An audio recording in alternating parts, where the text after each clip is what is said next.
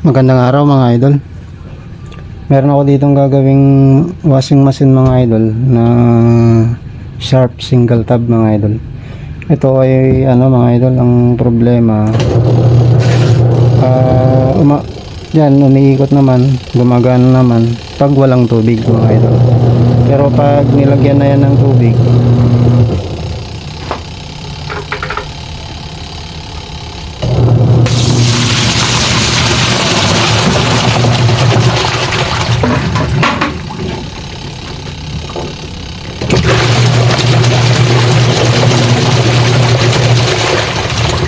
pag mga ganyan pa lang yung tubig mga idol, okay pa naman. Kaya lang yung kabilang side, pagka umikot na, maingay na, parang gumigiling ng bato. Tapos pag dinagdagan mo pa yung tubig, wala na, hindi niya na kayang ikutin mga idol. Yan, kung maririnig nyo, para na siyang may bato sa ilalim. Bali, ang problema kasi nito mga idol ay gearbox. So buksan ko lang mga idol para makita natin yung gearbox na sabi ko mga idol.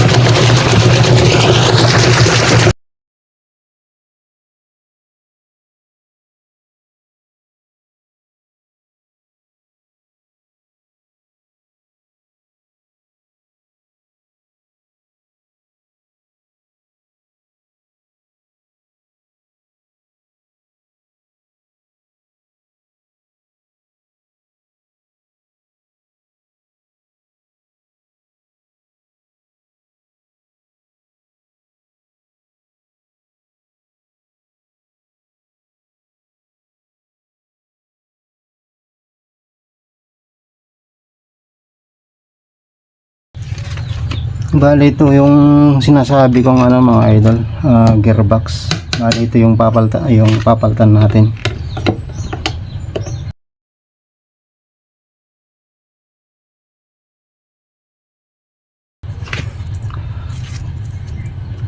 Pag nagpalit kayo nito mga idol, dapat dala-dala nyo tong sample nyo.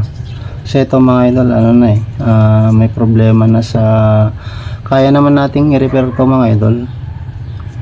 Kaso pag ni-repair natin, yung center gear lang naman yung papaltan dito. Pag ni-repair kasi natin mga idol, hindi siya tumatagal. Kasi yung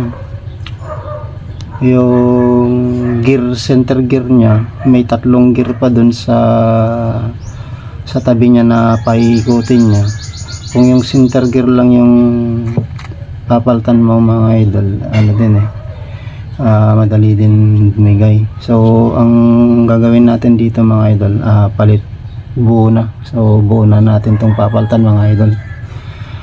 Bali, ito kasi mga idol, meron siyang dito, meron siyang ngipin. So dapat bilangin nyo to mga idol.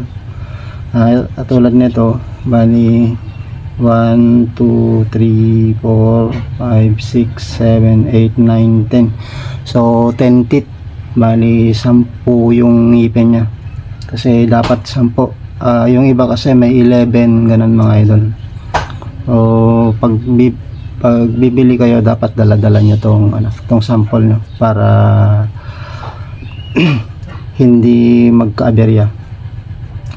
Bali mga idol, wala naman akong nakahandang pyesa nito. O bibili pa ako sa store mga idol. Bali, post ko muna.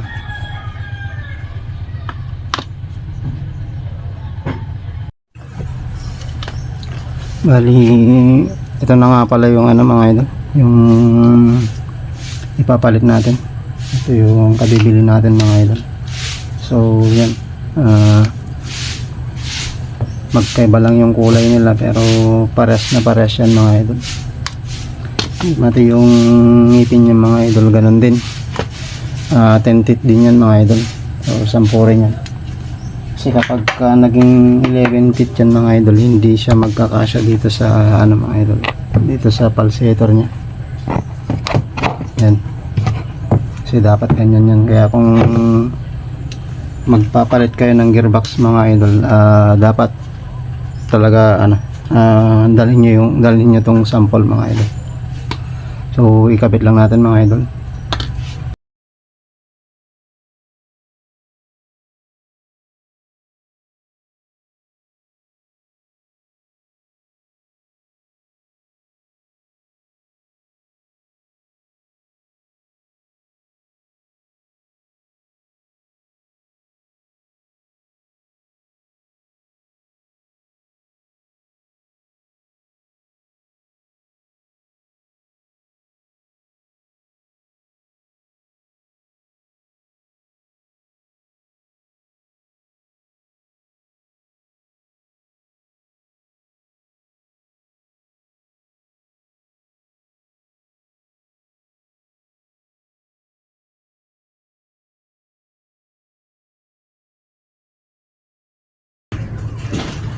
Ang isang problema pa nito mga idol, itong plastic na ito kasi yung ano, yung humahatak dito sa drain. Ngayon pagka kasi kayo dinidrain niya, hindi daw nagde-drain. Ang ginagawa niya, hinihila pa niya daw mga idol. So ang gawin natin dito mga idol para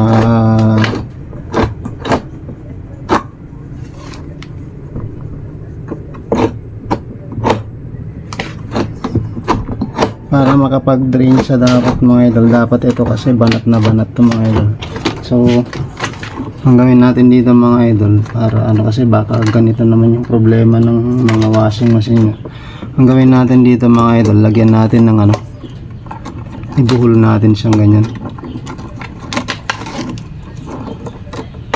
Yan, tapos hanggang sa medyo mabanot sa mga idol, kasi ano na yun eh. Yan, bali 2 buhol na. So ano pa rin, medyo mahaba pa rin mga idol.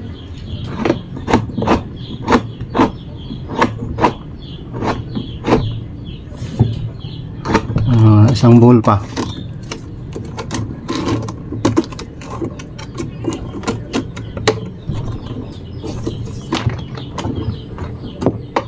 Yan.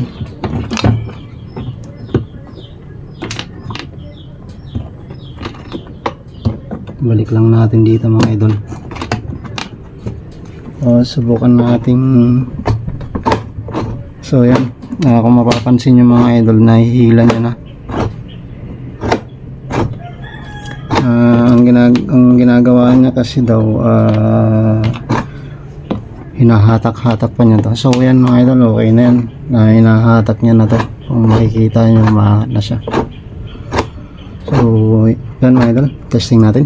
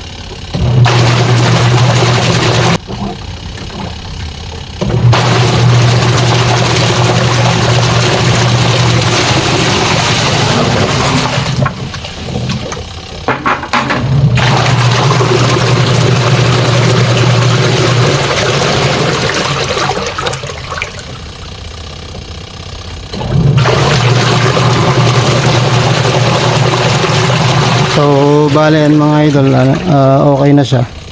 Hindi na siya may na parang may bato sa ilalim mga idol. Bali ito yung problema mga idol. So ito mga idol, gagawin ko rin ito ng video para makita nyo kung ano yung problema dun sa loob na sinasabi ko mga idol. Pero sa ibang video na yun mga idol.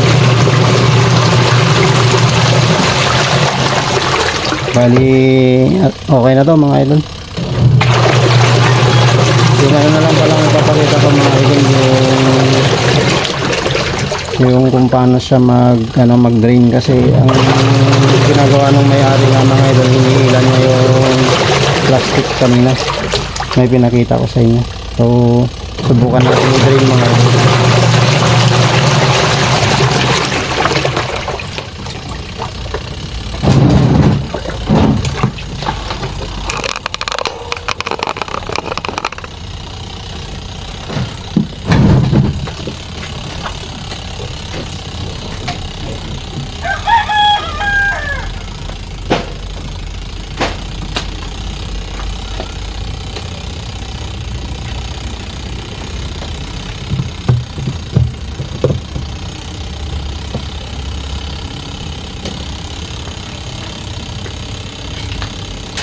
Baliktad yung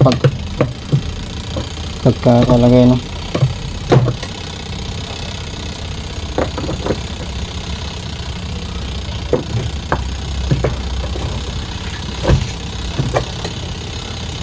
Ako, ay. 4:33.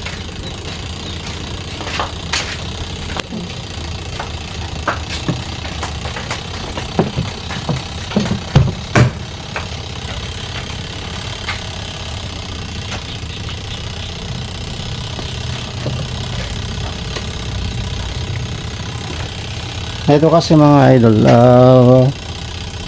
baliktad na yung ano, siguro ginalaw na to nung ano, nung may-ari.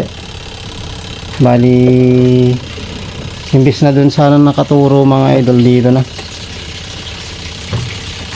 Yan,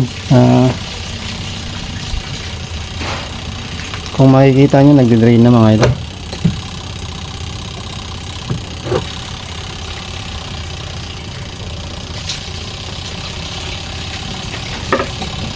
Bali, yan lang mga idol, at maraming salamat. Sana may natutunan.